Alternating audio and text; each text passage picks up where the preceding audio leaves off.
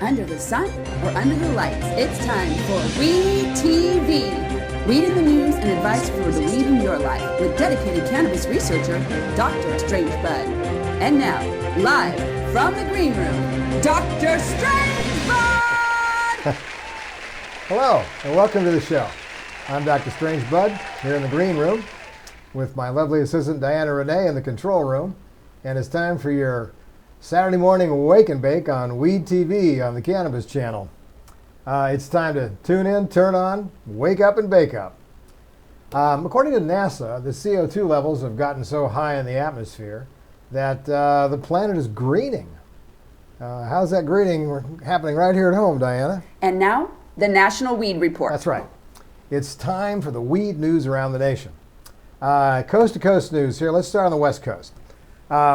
Apparently there's another measure to legalize marijuana for recreational use in California. Follows the trail blazed by Oregon and Washington. Let's have a West Coast legal set of states out there, folks. It appears to be headed for the November 8th ballot. Right on, fight on, and let's make it the very high Sierra state. Over on the East Coast, apparently marijuana legalization will be on the Maine ballot in November. The campaign had handed in roughly 100,000 signatures, but only needed 61,000. So they got lots of signatures. I think people want legal weed in Maine. It allows them to possess up to 2.5 ounces of weed and tax it at 10% on recreational sales. It might limit the number of licenses it issues to dispensaries within the state. Kind of a control there, but adults may also possess up to 60, oh wait a minute, scratch that, 6 flowering plants in their household. Way to go, Maine. In an upcoming show, however, I will show you how to make one plant grow like 6 plants. So 6 times 6? Yeah, baby, yeah. Anyway, we'll be right back after the break.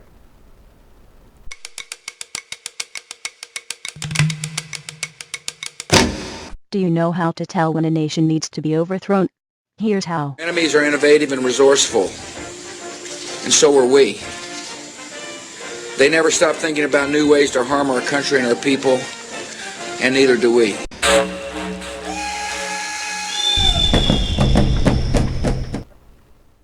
And now, it's time for Ask Dr. Strange Bud. Okay, we have a question about the optimal indoor growing temperature conditions. You know, I can answer that specifically, but let's expand on it a bit for everybody. There really are only 4 major mistakes beginning growers make. It has to do with light, humidity, temperature, and pH. 3 of them have to do with the area you're trying to grow in, all right? Let's talk about light first. You know, light powers plant growth. That's why it's called photosynthesis. It's just what it sounds like. Light is critical for the synthesis of life molecules in plants. We evolved from plants, and so we also need sunlight. It's also been well established that we need to go out and make vitamin D from sun exposure that helps digestion and all sorts of biological processes, and restricting your sun exposure affects your health negatively. LEDs and fluorescent tubes use less energy, but the big 800,000 watt metal halide and high pressure sodium lamps provide ultraviolet that discourage mold. Another big issue with growing weed. Just like the sun provides ultraviolet. It's ultraviolet B that actually stimulates cannabinoid compounds to form in the trichomes. We talked about that in the last show. The sun is 90 million miles away from the earth, so it hardly matters, you know, about light levels outdoors, because whether a plant is 4 foot or 10 foot tall, the buds from the top to the bottom are going to get enough light to grow all the way to harvest. But you know, as indoors is a different problem. Indoors, foot candles fall away by half every foot away from the light. So you don't want to grow 6, 7, 8 foot plants inside because it doesn't provide any of the energy to grow the plant. And you end up having to put up all kinds of strange reflectors and lights inside the plants and all this silliness, when all you really need to do is do a sea of green. That's why I promote sea of green. That way you can keep the lights 18 to 24 inches from the top of the plant so you don't burn the plants. You got plenty of foot candles down 3 to 4 feet into the plant.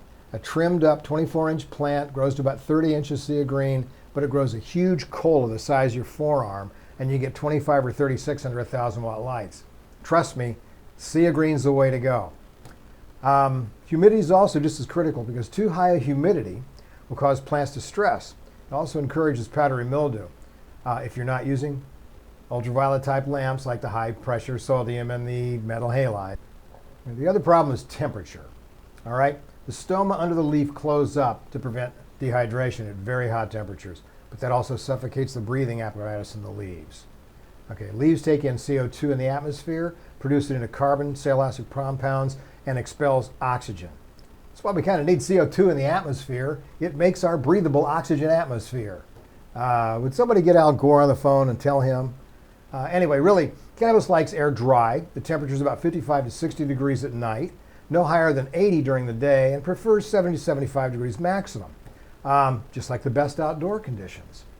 All right? Naturally, if your lights are not bright enough and too far away from the plants, not enough energy is being provided for growth. If they're too close, they stress and the leaves curl up. Too much light. There's a sweet spot in there. It's about 18 to 24 inches for a 1,000-watt light. If the temperature is too high, the humidity is too high, the plants will cook because they can't evaporate moisture to cool the leaves. So let's go over some of the basics. Build a room with adequate ventilation. Okay. You chop a hole in the ceiling or the wall and put a ducted blower fan in there to take the heat out of the room with a thermostatic sensor, so when it gets too hot, that fan comes on automatically. A small window air conditioner for a small room will keep the humidity low. That's what air conditioners do. They take humidity out of the air so that you can evaporate moisture for evaporative cooling. Okay, as I explained in the past show on potency, and I'm making some growing instruction videos that'll be posted in the next following weeks. In fact, what I might actually do is start a grow from seed to mother plants, from clones to sea of green, show you how to set a thing up in like 3 to 6 months so that you're growing tops all the time with rotating crops, so you've always got some buds growing. It's really inexpensive to do that and really productive as well. Okay, so anyway, so you're trying to make the same conditions as growing outdoors. That's fine. Outdoors, you have varying degrees of pH in the soil, and that has to do with the mineral availability with plants, okay? So, you know, another question comes from a grower in Indiana: can I use grow minerals, my grow minerals, with any fertilizers? Yeah, my grow minerals is just micronutrient minerals without the salt. Remember how the doctor used to tell you to gargle with salt water when you have a sore throat? That kills bacteria in your throat. You don't want to do that in the soil because it's the bacteria in the soil that makes nutrients available for plants. Okay, pH is very critical for the nutrients, minerals that are in the soil, and cannabis likes it about 5.7. It doesn't like a neutral 7 pH. You get your NPK, but you don't get the micronutrient minerals like your zinc and copper and manganese and iron and cobalt and those things that grow weed chemicals, grow weed potency. So, yeah, you want to keep the bacteria in the soil alive. You want to add enough minerals in your hydroponic system so they have the minerals and adjust that to pH 7 so that you've got a mineral availability in your indoor grow. Sure. So yes, doesn't matter what NPK you're trying to use, it has a few minerals, probably around 8. I think some of the best ones like Advanced Nutrients, one of my favorites, has about 8. But the My Grow Minerals mineral product has about 60 individual different types of ionic elements. And we know, according to this chart, need about, and this is even an incomplete chart, but we need like 50 different minerals with all their antagonistic and synergistic relationships so that plants get the minerals they need to activate the genetics and make the biological processes work. It's also a great CalMag supplement. So yeah, use it as a foliar spray. Goes right through the leaf, makes more trichomes. Okay, I'll be talking about the sea of green as the best method of cultivation in a subsequent video, maybe the next one, I'm not sure. Because under 1,000-watt lights, I can grow about 1 kilo. It takes a couple of things I've invented, and I'll share those with you. And I'll tell you probably, yeah, I'll tell you next week. What the hell. See you then.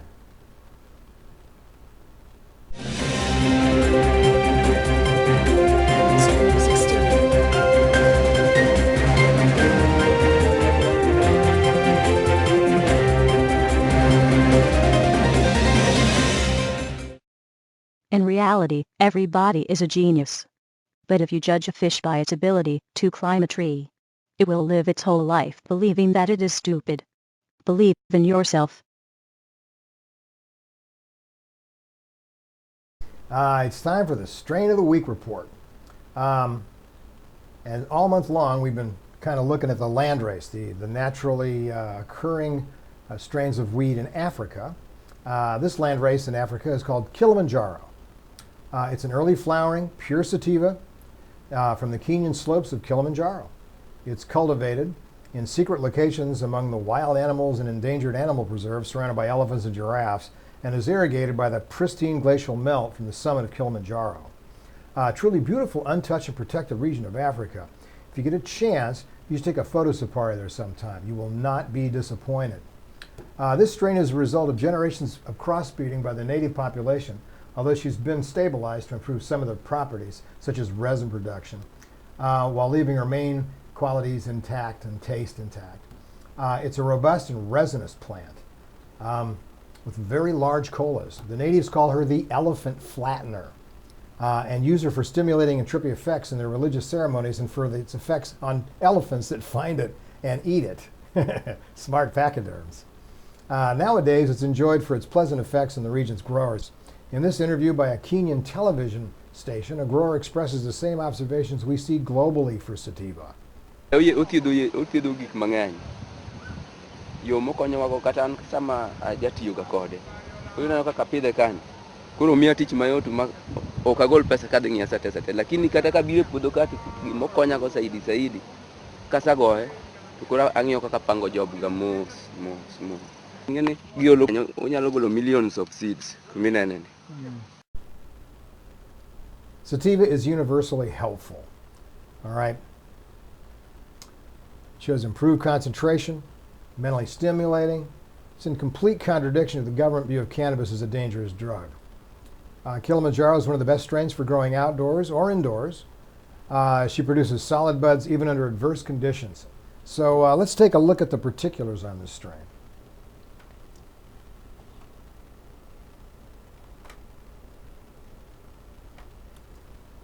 All right, genotypes, landrace from Kenya.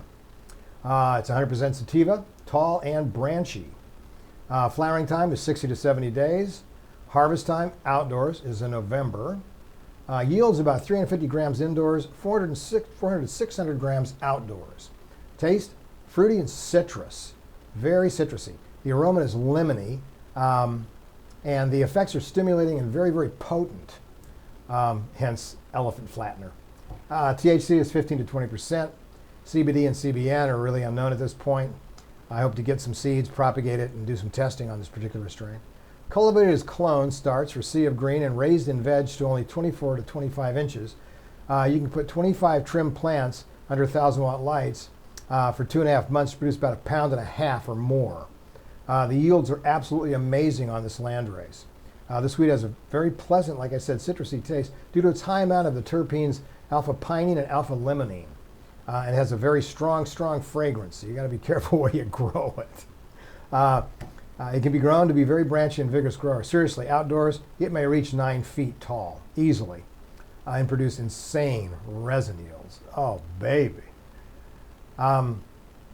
Get some today. Anyway, I'll talk to you after the break.